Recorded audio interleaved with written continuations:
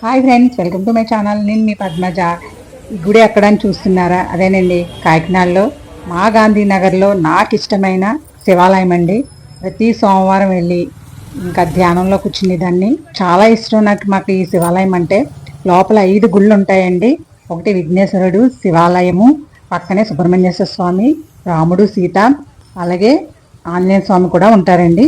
చాలా బాగుంటుంది గుడి అంతా. ఇలా కార్తీక మాసం ఎంత బాగుంటుందంటే లైటింగ్ అది పెట్టేసి ఇంటికి కొంచెం తెల్లవారిపోయిన తర్వాత తీసిన వీడియో అండి. నిన్న ఉదయం తీసిన వీడియో.